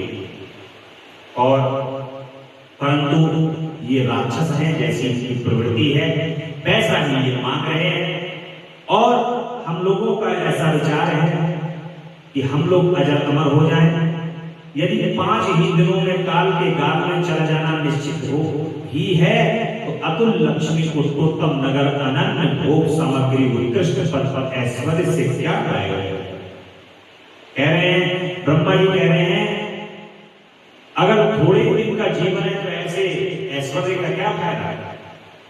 वो कह रहे हैं राक्षस। और मेरे विचार में तो उस प्राणी के लिए ये सभी व्यर्थ है, इसलिए आप अमर कर दीजिए। तो महर्षि उन तपस्वी दैत्यों की ये बात सुनकर ब्रह्मा जी कहते हैं, भगवान शंकर का उस समय वो ध्यान करते हैं और कहते हैं कि असुरों, अमृत तो सभी को नहीं मिल सकता, अमर तो मैं कर नहीं सकता, ये तो मेरे बस की बात नहीं है। अतः तुम लोग अपना ये विचार छोड़ दो, इसके अतिरिक्त अन्य कोई और वर तुम्हें रुचता हो तो मांग लो, क्योंकि दैत्यों, इस भूतल पर जहां कहीं भी जो प्राणी जन्मा है उसका जन्म लेना और जगत में अजर अमर हो नहीं हो सकता। इसलिए पाप रहित असुरों, तुम लोग स्वयं अपनी बुद्धि से विचार करके मृत्यु की वंचना करते हुए कोई ऐसा दुर्लभ वर मांग लो जो देवता और असुरों के लिए अशक्य हो। कुछ ऐसा मांग लो जिससे देवता और असुर तुम्हारा वध ना कर सके, तुम अमर जैसे ही हो जाओ। और उस प्रसंग में तुम लोग अपने बल का आश्रय लेकर पत्थर पत्थर अपने मरण में किसी हेतु को मांग लो, ऐसा कोई वरदान मांग लो जो कोई पूरा ही ना कर पाए, और तुम अमरता को जैसा ऐसा हो जाए कि तुम अमर ही हो गए। तब सनत कुमार जी कहते हैं कि ब्रह्मा जी के ऐसे वचन सुनकर 2 घड़ी तक ध्यानस्थ हो गए, सोचने लगे कि क्या ऐसा मांगा जाए जिससे अमर जैसे ही हो जाए, कोई और ना मार पाए। और स्वर्गलोक पितामह ब्रह्मा जी से कहते हैं, तो सोच रखिए कि भगवान, यद्यपि हम लोग प्रबल पराक्रमी हैं, तथापि हमारे पास कोई ऐसा घर नहीं है जहां हम शत्रुओं से सुरक्षित रह करके सुखपूर्वक रह सकें। आप हमें ऐसा घर प्रदान कर दीजिए जिस घर के अंदर अगर यदि हम रहें तो उस पर हमें तीनों लोकों में कोई ऐसा फायदा ना हो जो वहां पर हमारा वध बन सके। तब ब्रह्मा जी कहते हैं कि तुम्हारे लिए हम तीनों पुरों की निर्माण कर दे रहे हैं, पुरी का ही निर्माण कर दे रहे हैं, नगर का नगर बसा दे रहे हैं उसके अंदर, कि उस नगर में कोई आकर के तुम्हारा वध नहीं कर सकता, तुम्हें मार नहीं सकता। और वहां इसी दिन तारकाक्ष ने कहा कि विश्वकर्मा मेरे लिए नगर का निर्माण करें, वह स्वर्णमय हो, स्वर्ण सोने का हो, और देवता भी उसका भेदन न कर सके। कमलाक्ष ने कहा कि चांदी का बना हुआ ऐसा विशाल नगर बना दो, और बिंदुमारी ने प्रसन्न होकर कहा कि वज्र के समान कठोर लोहे का बना हुआ नगर मुझे। तीनों ने अपने अपने नगर मांग लिए, और अभेद है, यहां पर कोई देवता नहीं आ सकता। ये तीनों पूर्व मध्याह्न के समय अभिजीत मुहूर्त में चंद्रमा के मुख्य नक्षत्र पर स्थिर होने पर एक स्थान पर मिला करें, और आकाश में नीले बादलों पर स्थिर होकर के क्रमशः एक एक करके ऊपर नीचे रहते हुए लोगों की दृष्टि से ओझल होते रहे। आनंद भी मांग लिया उन्हें, ऊपर हो जाए, नीचे हो जाए, ओझल हो जाए, चल पड़े, निकल पड़े, नगर लेके चल पड़े। इस तरीके के उन्होंने नगर का निर्माण करवा लिया। फिर पुष्करावत नामक काल मेघों में वर्षा करते समय 1 सहस्त्र वर्ष के बाद ये तीनों नगर परस्पर मिले और एक ही भाव को प्राप्त हो, अन्यथा नहीं। कह रहे हैं कि नगर भी एक दूसरे के पास चले जाए, मिले, और भगवान उस समय कृतिवासा भगवान शंकर जो पैर भाव से रहित सर्वदेव में और सबके देव हैं, मीरा पूर्वक संपूर्ण सामग्रियों से युक्त एक असंभव रथ पर बैठकर एक अनोखे बाण से हमारे पुरों का भेदन करेंगे। किंतु भगवान शंकर सदा हम लोगों के वंदनीय, पूज्य और अभिवादन के पात्र हैं, अतः वे हम लोगों को कैसे भस्म करेंगे? मन में ऐसी धारणा करके हम ऐसे दुर्लभ पद को मांगते हैं। कह रहे हैं कि अगर कोई भस्म करे तो भगवान शिव ही आए हैं, और वो हम तीनों को अपने बाण से भस्म करें। लेकिन उन्हें पता है कि भगवान शिव के हम भक्त हैं, तो हमें कैसे मारेंगे भगवान शिव? तो ऐसा वरदान ब्रह्मा जी से कहकर बिल्कुल अमर होने जैसा वरदान मांग लिया। अब सनत कुमार जी कहते हैं कि उन दैत्यों का कथन सुनकर के पितामह ब्रह्मा जी ने भगवान शिव का स्मरण करके उनसे कहा कि अच्छा ऐसा ही होगा। फिर मैं को भी आज्ञा देते हुए उन्होंने, हे मैं, तुम सोने चांदी और लोहे के नगर बनाओ, और आदेश प्रदान किया कि ब्रह्मा जी उन तारक पुत्रों को देखते देखते अपने धाम को लौट गए। तदंतर धैर्यशाली मैंने अपने तपोबल से नगर का निर्माण कर दिया और तीनों प्रकार के उत्तम दुर्ग, अभेद दुर्ग उन्होंने तीनों ऐसे तैयार कर दिए। महाबल पराक्रम से संपन्न तारकासुर के लड़के उनमें प्रविष्ट हुए और समस्त भोगों का उपभोग करने लगे। अब कुछ भी ऐसा नहीं था जो ब्रह्मा जी की कृपा से प्राप्त हुआ था, वरदान मिला था, तो उन नगरों में कुछ भी ऐसा नहीं था जो ना हो, सब कुछ था। और उनमें बड़ी निर्मित जालियों से आच्छादित बहुरे महल बने हुए थे। इतना सुंदर शोभा पा रहे थे कि महल में भगवान शिव का शिवालय, शिवालय अग्निहोत्रशाला की प्रतिष्ठा हुई, यज्ञशालाएं बनी और बावली, कूप, तालाब, बड़ी बड़ी तलैये बनी, समूह स्वर्ग से वृक्षों से युक्त उद्यान बने, बड़ा झुंड के झुंड गजराजों के बने, गजराज आए, हाथी आए, सब कुछ आया उनके अंदर। कोई ऐसा वैभव नहीं था जो वैभव उन नगरों में था। पुण्यशील महात्मा, पति सेवा परायण तथा कुधर्म से विमुख रहने वाली पतिव्रता नारियां उस नगर में रहती थी। उत्तम स्थलों को सर्वत्र पवित्र रखा जाता था और महाभाग शूरवीर दैत्य और श्रुति स्मृति के अर्थ के तत्वज्ञ और स्वधर्म परायण ब्राह्मण अपनी स्त्रियों और पुत्रों के साथ वहां पर निवास करते थे। सभी को रखा हुआ था, सबका आदर सम्मान करता था। जिनके केस नील कमल के समान नीले और भंगराले थे, वे सभी सुरक्षित थे, जिससे उनमें सदा युद्ध की लालसा भरी रहती थी। वे बड़े बड़े समरों से प्रेम करने वाले थे। ब्रह्मा और शिव का पूजन करने से उनके पराक्रम विशुद्ध थे। वे सूर्य, मरुगण और महेंद्र के समान बली थे और देवताओं के मथन करने वाले थे। वेदों, शास्त्रों और पुराणों में जिन जिन धर्मों का वर्णन किया गया है, वे सभी धर्म और शिव के प्रेमी देवता तथा वहां चारों ओर व्याप्त सबको रखते थे। वो जो भगवान शिव में आस्था रखते थे, ब्रह्मा जी में आस्था रखते थे, वो सब उनके नगर में सबको रखते थे अपने नगर में। और शिव भक्ति निरत होकर सभी त्रिलोकी को बाधित करके विशाल राज्य का उपभोग करने लगे। हे मुनि, इस प्रकार वहां निवास करने वाले उन पुण्यात्माओं के सुख एवं प्रीति पूर्वक उत्तम राज्य का पालन करते हुए बहुत लंबा काल व्यतीत हुआ। बड़ा लंबा समय ऐसे ही चलता रहा। और सनत कुमार जी कहते हैं कि तदंतर तारक पुत्रों के प्रभाव से दग्ध हुए इंद्र आदि सभी देवता दुखी हो रहे थे, क्योंकि ये इनकी नगर बस गए थे और वहीं से स्वर्ग पे ये अपना आधिपत्य जमाए रहते थे। स्वर्ग का शासन वहीं से कर रहे थे। देवताओं की यहाँ कुछ चल नहीं रही थी। देवताओं को सब जगह अपना भाग चाहिए होता है, तो जब राक्षस प्रवृत्ति के लोग आ जाते हैं तो देवताओं का भाग कम हो जाता है। और पृथ्वी लोक ही ऐसा लोक है जहां से देवताओं को बल प्राप्त होता है। इसलिए देवताओं को बल देने के लिए यहाँ पर नाना प्रकार के पूजा पाठ यज्ञ किए जाते हैं, ताकि देवताओं को बल प्राप्त हो। और वो कुछ यहाँ पर उनके तदंतर कुछ हो नहीं रहा था, उसका फल उनको प्राप्त हो नहीं रहा था। और इसलिए जब वो फल नहीं प्राप्त हो रहा था तो देवता महान दुर्बलता को प्राप्त हो रहे थे, दुर्बल होते जा रहे थे। और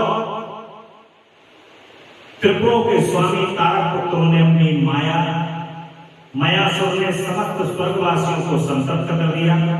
हे ब्रह्मा जी, इसलिए हम लोग दुखी होकर आपकी शरण में आए हैं और आप उनके वध का कोई उपाय बताइए।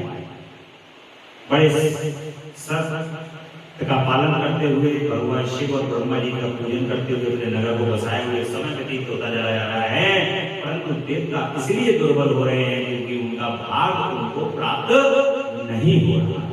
3 पुरों में तो पूरी पृथ्वी बस गई, कहीं पर भी कोई बचा नहीं है उनको देने के लिए। इसलिए देवताओं को परम चिंता हो रही है और कह रहे हैं कि ब्रह्मा जी से कि इनका वध करो, दैत्य बढ़ते चले जा रहे हैं, सब तरफ दैत्य ही दैत्य हो रहे हैं। तुम्हें उन दानवों से विशेष भय नहीं करना चाहिए। ब्रह्मा जी कह रहे हैं मैं उनके वध का उपाय बताता हूं, भगवान शिव तुम्हारा कल्याण करेंगे। मैंने ही इन दैत्यों को बढ़ाया है तथा मेरे हाथों इनका वध होना उचित नहीं है। साथ ही त्रिपुर में इनका पुण्य भी वृद्धिंगित होता रहेगा। अतः इंद्र सहित सभी देवता भगवान शिव से प्रार्थना करो।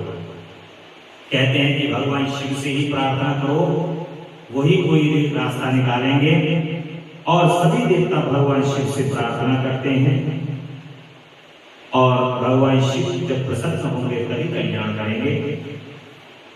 संत कुमार जी कहते हैं कि व्यास जी ब्रह्मा जी की यह वाणी सुनकर के इंद्र सहित सभी देवता उस स्थान पर गए जहां प्रसन्न भगवान शिव आसीन थे और अंजलि बांध करके भगवान शिव की भक्ति पूर्वक उनको प्रणाम कर कंधा झुका करके लोक कल्याण करता भगवान शिव का स्तुति करने लगे और नाना प्रकार के स्तोत्रों द्वारा भगवान को मनाने लगे। स्वार्थ साधन में निपुण इंद्र आदि देवताओं ने दीन भाव से भगवान के आगे गर्दन झुका करके कहा कि स्वार्थ बस निवेदित किया गई। हे प्रभु, हे महादेव, तारक के पुत्र तीनों भाइयों ने मिलकर के इंद्र सहित समस्त देवताओं को परास्त कर दिया है।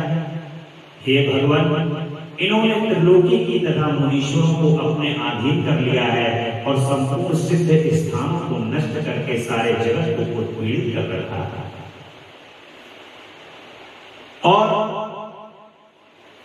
वे दारुण दैत्य समस्त यज्ञ भागों को स्वयं ग्रहण करते हैं।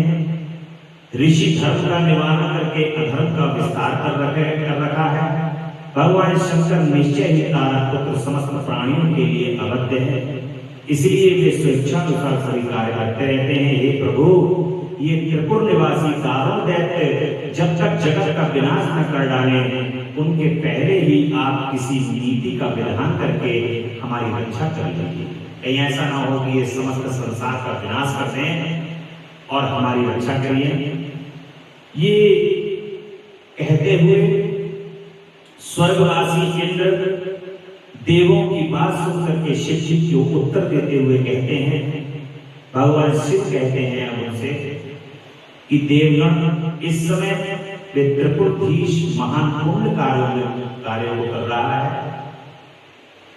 जो बात आप कह रहे हैं, भगवान ने उनकी बात को पलटते हुए कहा कि महान पुण्य का कार्य कर रहा है और ऐसा नियम है जो पुण्य आत्मा हो उस पर विद्वानों को किसी भी प्रकार का प्रहार नहीं करना चाहिए। अगर वो गलत कार्य कर रहा हो तब तो उस पर प्रहार करो, परंतु कोई पुण्य का कार्य कर रहा है तो उस पर प्रहार नहीं करना चाहिए। मैं देवताओं के सारे महान कष्ट को जानता हूं, फिर भी वे दैत्य बड़े प्रबल हैं, अर्थात देवता और असुर मिलकर भी उसका वध नहीं कर सकते। भगवान कह रहे हैं कि मैं सब जानता हूं, इस स्वार्थवश आप लोग ये बात कह रहे हैं। और वे तारक पुत्र सबके सब पूर्ण संपन्न हैं, इसलिए इन सभी त्रिपुरवासियों का वध दुस्साध्य है। यद्यपि मैं रण कर्कश हूं, तथापि जानबूझकर मैं मित्रद्रोह कैसे कर सकता हूं। और क्योंकि पहले किसी समय ब्रह्मा जी ने कहा था कि मित्रद्रोह से बढ़कर कोई दूसरा बड़ा पाप नहीं है। सत्पुरुषों ने ब्रह्म हत्यारे, शराबी, चोर, व्रत भंग करने वालों के लिए प्रायश्चित का विधान किया है, परंतु कृतज्ञ के उद्धार का कोई उपाय नहीं है। जो पुण्य करने वालों को मारेगा, जो पुण्य आत्मा को मारेगा, उसके बचने का फिर कोई संसार के अंदर कोई उपाय नहीं। सब चीजों का निवारण है यहाँ पर, परंतु पुण्य आत्मा को यदि किसी ने मारा तो उसका कोई उपाय नहीं है, ये स्वयं ब्रह्मा जी ने कहा है, ऐसा भगवान शिव कह रहे हैं। और धर्म दृष्टि से विचार कर तुम ही बताओ कि जब वे दैत्य मेरे भक्त हैं तब मैं उन्हें कैसे मारूं, और इसलिए जब तक वे दैत्य मेरी भक्ति में तत्पर हैं तब तक उनका वध भी असंभव है। और तदापि तुम लोग भगवान विष्णु के पास जाकर के उनसे ये निवेदन करो, कह रहे हैं कि भगवान विष्णु के पास जाओ। तदनंतर सभी देवता भगवान विष्णु के समीप पहुंच जाते हैं और जो बात भगवान शिव से कहते हैं वही बात वहां पर भगवान विष्णु से भी कहते हैं। सर्वदा अनाचरण हो गए, वैदिक धर्म का नाश होने से वहां स्त्रियों ने पातिव्रत धर्म छोड़ दिया है, पुरुष इंद्रियों के वश में हो गए हैं। क्यों? स्त्री पुरुष सभी दुराचारी हो रहे हैं।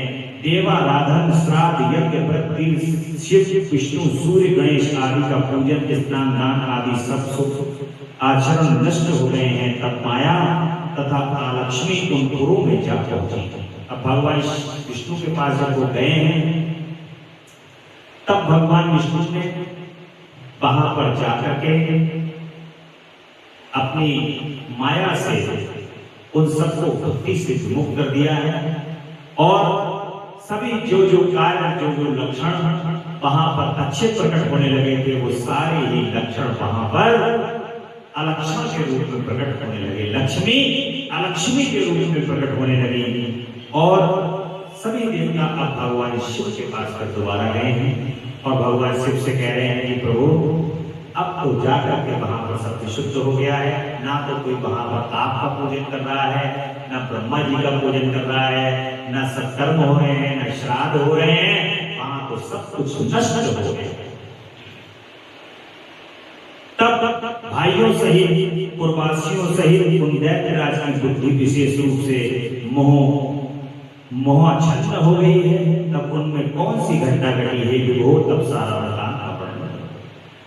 जब तीनों पुरों की पूर्वोक्त दशा हो गई, दैत्यों ने शिवार्चन का परित्याग कर दिया है, संपूर्ण स्त्री धर्म नष्ट हो गया है, चारों ओर दुराचार फैल गया है, बुद्धि भ्रष्ट हो गई है और चारों तरफ दुराचार फैल गया है। ब्रह्मा के साथ साथ देवता भगवान शिव से मिलने कैलाश पर्वत पर आए हैं। सुंदर शब्दों में भगवान शिव की स्तुति हो रही है और देवों ने कहा भगवान शिव प्रसन्न हो गए। तब देवता लोग कह रहे हैं कि आप समस्त प्राणियों के आत्मस्वरूप हैं, कल्याण करता है, भक्तों की पीड़ा को हरने वाले हैं। प्रभु आपके गले में नील चिन्ह है, आप नीलकंठ हैं, आपत्तियों के निवारण को करने वाले हैं, हमारी रक्षा करो प्रभु। हे भगवान शिव हमारी रक्षा करो। इस तरीके से सभी देवता कहने लगे और आप योगिनियों के हृदय कमल की कर्णिका पर विराजमान रहने वाले प्रभु हमारी इन दैत्यों से रक्षा करें। इस प्रकार महेश्वर का बारंबार स्तुति करते हुए सभी देवगण भी भाव से अंजलि बांधकर सामने खड़े हो गए। उस समय उनके मस्तक झुके हुए थे और जब सुरेंद्र आदि देवों ने महेश की स्तुति की तो भगवान विष्णु ने ईशान संबंधी मंत्र का जप किया। तब सर्वेश्वर भगवान से प्रसन्न हो गए और उस समय माता पार्वती शिव का मन प्रसन्न था। उन्होंने नंदीश्वर की पीठ से उतरकर विष्णु का आलिंगन किया और फिर वे नंदी पर हाथ टेक करके खड़े हुए। भगवान शिव ने कहा कि देवश्रेष्ठ उन अधर्म निष्ठ दैत्यों के तीनों पुरों को मैं नष्ट कर डालूंगा, इसमें कोई संशय नहीं है। परंतु वे महादैत्य मेरे भक्त थे और उनका मन सुदृढ़ रूप से मुझ में लगा रहता है। अतः यद्यपि उस समय उन्होंने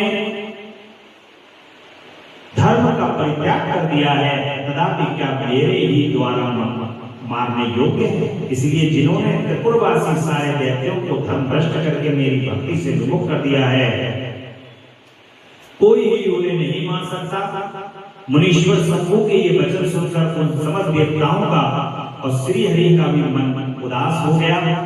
तब सृष्टिकर्ता ब्रह्मा ने देखा कि देवताओं और भगवान शिव, भगवान विष्णु दोनों भगवान शिव से प्रार्थना कर रहे हैं, परमेश्वर आप योग वेत्ताओं में श्रेष्ठ हैं, पर ब्रह्म हैं, सदा से देवों और ऋषियों की रक्षा को करने वाले हैं। भगवान शिव ने कहा कि ये मेरे भक्त हैं, भक्त तो रहे हैं, आज भले चाहे गलत मार्ग पे चले गए हैं, परंतु इन्होंने मेरी भक्ति की, मैं इन्हें कैसे इनका वध कर सकता हूं।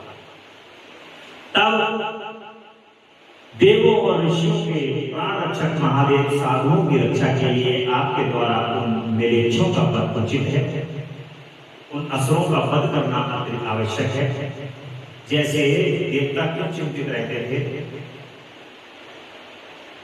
देखो गलत तो गलत, असुरों से हमेशा खतरा रहता है कि कब इनकी बुद्धि भ्रष्ट हो जाए और बुद्धि भ्रष्ट होकर के कब कहां क्या नुकसान कर दें, इनका कुछ पता नहीं,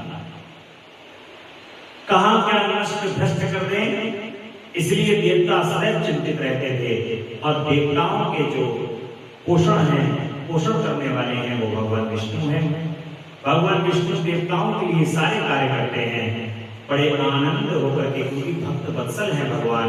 देवता जो है भगवान विष्णु की भक्ति करते हैं और भगवान विष्णु अपने भक्त के अधीन होकर के सारे कार्य इस संसार के अंदर करते रहते हैं, रक्षा करते रहते हैं, पालन करते रहते हैं। और उसी पालन को करते हुए आज भगवान शिव के पास हैं। धर्मानुसार पापियों का वध करने के लिए पाप नहीं लगता, इसलिए कांटे को उखाड़ करके साधु ब्राह्मणों की रक्षा कीजिए प्रभु। राजा यदि अपने राज्य तथा सर्वलोक का अधिपत्य को स्थिर रखना चाहता हो तो उसे अपने राज्य में अन्यत्र भी ऐसा ही व्यवहार करना चाहिए। हे प्रभु, सबकी रक्षा के लिए, देवताओं की रक्षा के लिए, तीनों लोगों की रक्षा के लिए जो उन्होंने ये पुरी बना ली है, इससे देवताओं की रक्षा नहीं हो रही है।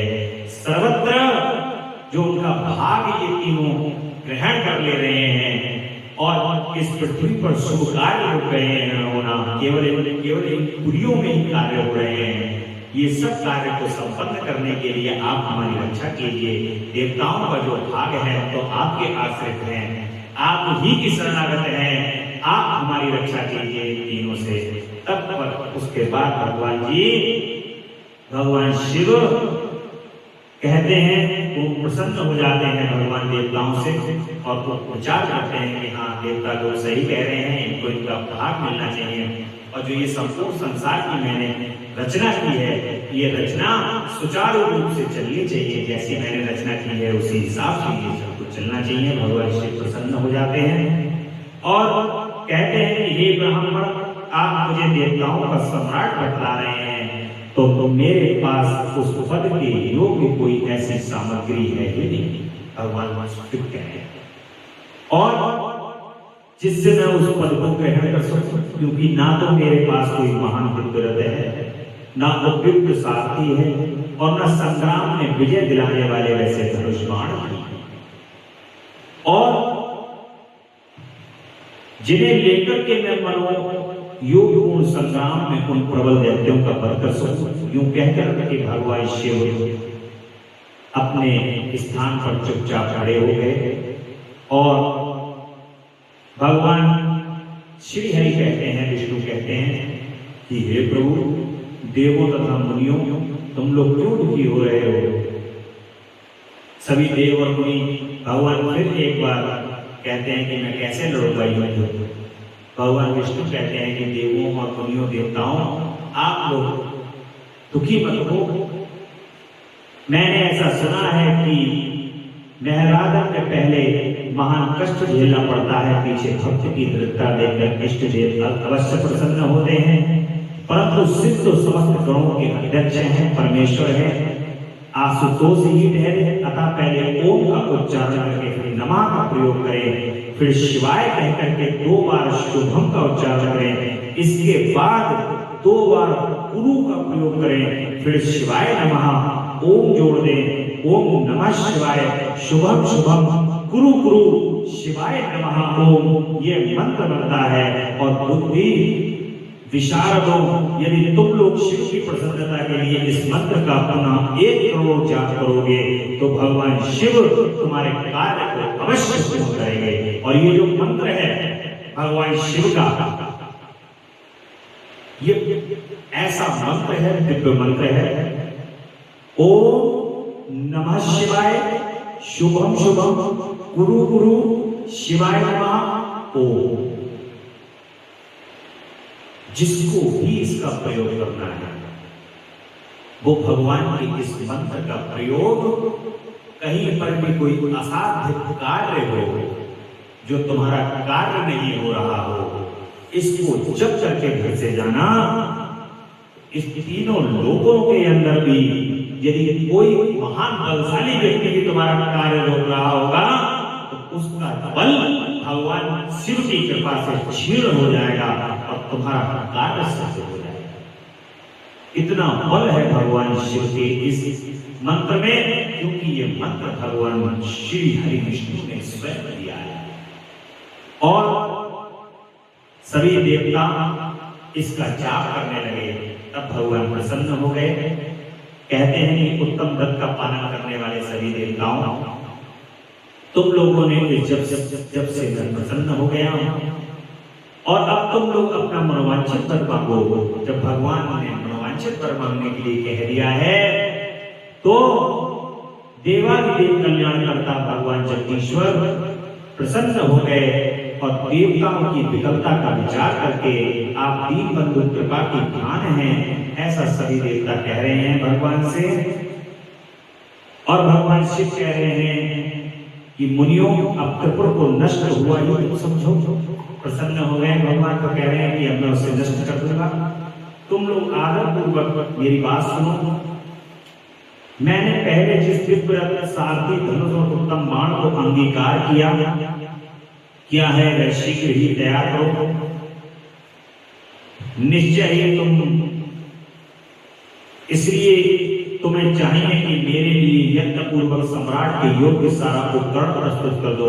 भगवान विष्णु से और ब्रह्मा जी से, सभी देवताओं से भगवान शिव कह रहे हैं कि युद्ध के लिए पूरी तैयारी करो और सभी आयुधों को तैयार कर दो।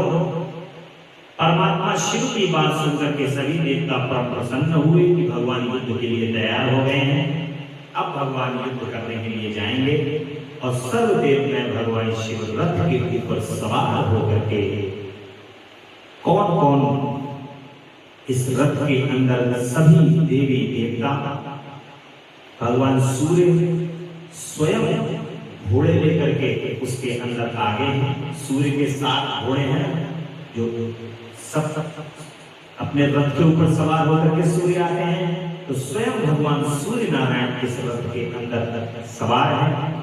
और सभी देवी देवता, इंद्र के वज्र, हाथी और नाना प्रकार के दिव्य रत्नों से संयुक्त इस संसार के अंदर जितने देवी देवताओं के पास बल है, अस्त्र शस्त्र हैं, वो भगवान शिव को यहाँ पर प्रदान कर दिए गए हैं। और इतना सब कुछ होने के बाद जब भगवान शिव उस रथ पर सवार हो गए हैं तो उस रथ को खींच नहीं पा रहे। इतने बलशाली देवता सभी लोग लगे हुए हैं, लेकिन परंतु फिर भी भगवान शिव का वो रथ नहीं खींच रहा है। भगवान शिव जब उस पर सवार हुए हैं तो वो खींच नहीं पा रहा। यहाँ पर भी देवताओं के अहंकार को भगवान ने नष्ट किया है कि जिस बल और पराक्रम के लिए तुम समझते हो कि इस बल और पराक्रम से तीनों लोगों को जीता जा सकता है, वो बल और पराक्रम मेरे एक केवल सवार होने से ही क्षीण हो गया है। भगवान बैठ गए हैं और बैठ के बाद उन्होंने अपना पूरा बल लगा दिया है। भगवान के रथ को आगे बढ़ाने के लिए, परंतु भगवान का रथ नहीं बढ़ रहा है। इसलिए क्योंकि देवताओं के अंदर जो अभी भी अभिमान व्याप्त है, भगवान उस अभिमान का नाश कर रहे हैं।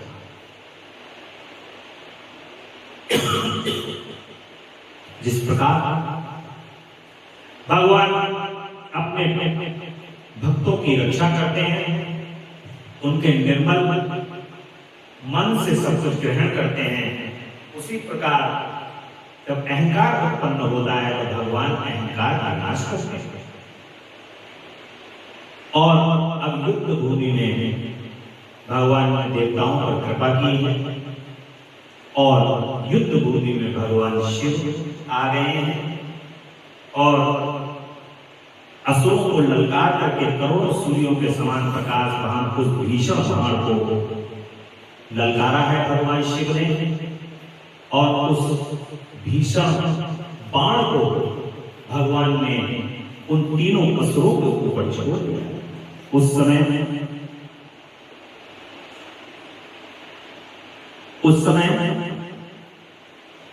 भगवान ने समुद्र रूपी, ऐसे जैसे समुद्र के अंदर जल होता है, लहरें उठती हैं, उसी तरीके से बाणों को छोड़ा और भगवान ने महान जाज्वल्यमान शीघ्रगामी बाण से उन त्रिपुर निवासी दैत्यों को दग्ध कर दिया और तत्पश्चात वे तीनों कुर भी भस्म हो गए भगवान के बाण से। एक साथ ही चारों समुद्र रूपी मेघला रूपी भूमि पर गिर पड़े। उस समय भगवान शिव की पूजा का अतिक्रमण कर देने के कारण सैकड़ों दूर दैत्य उस बाण स्थिति अग्नि में जलकर हाहाकार मचा रहे। अब देखिए, जो भगवान शिव की पूजा से वहां विमुख था वो उन बाणों से जल करके हाहाकार मचा रहे हैं, लेकिन जो भगवान शिव के भक्त हैं वहां पर वो बचे हुए हैं। जब भाइयों सहित तारकाक्ष भी जलने लगे तब उसने अपने स्वामी भक्त वत्सल भगवान शंकर का स्मरण किया और मन ही मन महादेव को परम भक्ति पूर्वक नाना प्रकार के विलाप करता हुआ भगवान से कह रहा है, तारकाक्ष कि हे भव, आप हम पर प्रसन्न हैं, हमें ये ज्ञान है।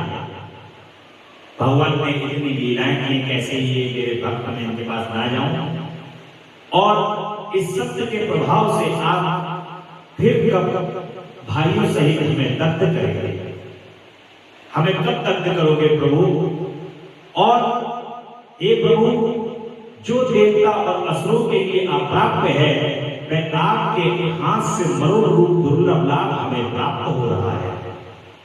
भगवान शिव के हाथ में किसी की मृत्यु नहीं हुई। भगवान शिव के हाथ वो किसी को मारते नहीं। तुमने देखा होगा जिसको मारा उसे फिर से जीवन दान दिया, आज तक का इतिहास है। तो कह रहे हैं कि ऐसा जो दुर्लभ देवता भी जिससे मरना चाहते हो जिसके हाथों से, ऐसे भगवान शिव के हाथों से हम मरने जा रहे हैं और दुर्लभ लाभ हमें ऐसा मिल रहा है जिस योनि में हम जन्म धारण करें वहां हमारी बुद्धि आपकी भक्ति में भावित रहे प्रभु। और हे मुनि, यूं वे दैत्य विलाप कर ही रहे थे कि भगवान शिव की आज्ञा से उस अग्नि में उन्हें अद्भुत रीति से जलाकर राख की ढेरी बना दिया। और व्यास जी कहते हैं, और भी जो बालक और वृद्ध दानव थे वे शिव ज्ञानानुसार उस अग्नि द्वारा शीघ्र ही जल करके भस्म हो गए। यहाँ तक कि उन त्रिपुरों में जितनी स्त्रियां और पुरुष थे वे सब के सब देखिए भगवान की लीला है। जब भगवान एक लीला करते हैं तो पूरी लीला को भस्म कर देते हैं। तो जो लीला बस जो लोग उन्होंने वहां बनाए थे वो सबको भस्म कर दिया है भगवान ने। और भीषण अग्नि से कोई भी स्थावर जंगम बिना जले बचा नहीं, किंतु असुरों का विश्वकर्मा अविनाशी मैं बच गया, क्योंकि वह देवताओं का अविरोधी शंभु के देश से सुरक्षित और सद्गुप्त। विपत्ति के अवसर में भी महेश्वर का शरणागत बना रहता था। जिन दैत्यों तथा अन्य प्राणियों का भाव अभाव प्राप्त होने पर नाशकारक पतन नहीं होता, वे विनाश से बचे रहते हैं। इसलिए सब पुरुषों को अत्यंत संभावित उत्तम कर्म के लिए ही प्रयत्न करना चाहिए। क्योंकि निंदित कर्म करने से प्राणी का विनाश हो जाता है। अतः गहन कर्म का आचरण कर भूल कर भी ना करें। उस समय में जो दैत्य बंधु बांधवों सहित शिव जी की पूजा में तत्पर थे, वे सब के सब शिव पूजा के प्रभाव से दूसरे जन्म में भगवान के सभी गण बन गए और गणों के अधिपति बन गए। भगवान ने अपने लोक में भेज दिया और सभी देवों के स्तुति करने से भगवान शिव वहां पर जो क्रोध है वो शांत नहीं हो रहा है। जो क्रोध में भरे हुए हैं भगवान, तो सभी देवता लोग जो है वो उनको बार बार भगवान शिव की स्तुति कर रहे हैं और भगवान शिव के क्रोध को शांत करने की कोशिश कर रहे हैं। भगवान शिव प्रसन्न हो जाते हैं देवताओं से। और आज की कथा में भगवान की आपने बड़ी सुंदर कथा सुनी। इन तीनों दैत्यों की परम आनंद में भगवान शिव, भगवान गणेश और कार्तिक भगवान की आप लोगों ने कथा सुनी। कल की कथा में हम लोग शंखचूड़ की कथा को सुनेंगे और दंभ की तपस्या के विषय में संक्षेप में जानेंगे और देव दानव युद्ध के बारे में भी संक्षेप में होगा वर्णन। भगवान की कथा बड़े आनंद और प्रेम पूर्वक सुनने और श्रद्धा और भाव से भगवान की कथा को सुनने से संपूर्ण विकारों का नाश होता है, परम पुण्य की प्राप्ति, परम प्रेम की प्राप्ति होती है। बोलो भक्त वत्सल भगवान की जय, जगदम्बा रानी की जय। बड़े प्रेम बड़े आनंद से भगवान का भजन करेंगे। तेरा पल पल बीता जाए, मुख से जप ले नमः शिवाय, ओम नमः शिवाय, ओम नमः शिवाय, ओम नमः शिवाय, ओम नमः शिवाय। शिव शिव नाम हृदय से बोलो, मंदिर का पर्दा खोलो। शिव शिव नाम हृदय से बोलो, मंदिर का पर्दा खोलो। तेरी आयु शपथ जाए, मुझसे जप ले नमः शिवाय, ओम नमः शिवाय, ओम नमः शिवाय, ओम नमः शिवाय, ओम नमः शिवाय। ये दुनिया पंछी का मेला, मानव दूर जाए अकेला। ये दुनिया पंछी का मेला, मानव दूर जाए अकेला। सगे संबंधी सब रह जाए, मुझसे जप ले नमः शिवाय, संबंधी सब रह जाए, मुझसे जप ले नमः शिवाय, ओम नमः शिवाय, ओम नमः शिवाय, ओम नमः शिवाय, ओम नमः शिवाय। मुसाफिरी जब पूरी होगी, चलने की मजबूरी होगी। मुसाफिरी जब पूरी होगी, चलने की मजबूरी होगी। तेरा तन मन धन छुट जाए, मुझसे जप ले नमः शिवाय। तेरा तन मन धन छुट जाए, मुझसे जप ले नमः शिवाय, ओम नमः शिवाय, ओम नमः शिवाय, ओम नमः शिवाय, ओम नमः शिवाय। शिव पूजन में मस्त बने जा, भक्ति सुधारस पान किए जा। शिव पूजन में मस्त बने जा, भक्ति सुधारस पान किए जा। दर्शन दीप ज्योति हो जाए, मुझसे जप ले नमः शिवाय। दर्शन श्री विश्वनाथ हो जाए, जप ले जप से मुझसे जप ले नमः शिवाय, ओम नमः शिवाय, ओम नमः शिवाय, ओम नमः शिवाय, ओम नमः शिवाय। नमः शिवाय, नमः शिवाय, नमः शिवाय, नमः शिवाय, नमः शिवाय, नमः शिवाय, नमः शिवाय, नमः शिवाय, नमः शिवाय, नमः शिवाय, नमः शिवाय, नमः शिवाय, नमः शिवाय, नमः शिवाय नमः शिवाय नमः शिवाय नमः शिवाय नमः शिवाय नमः शिवाय नमः शिवाय नमः शिवाय नमः शिवाय नमः शिवाय नमः शिवाय पल पल बीता जाए मुख से जप ले नमः शिवाय तेरा पल पल बीता जाए मुख से जप ले नमः शिवाय ओम नमः शिवाय ओम नमः शिवाय ओम नमः शिवाय ओम नमः शिवाय हर हर महादेव हर हर महादेव हर हर महादेव शिव शंभो कैलाशपति जगदम्बा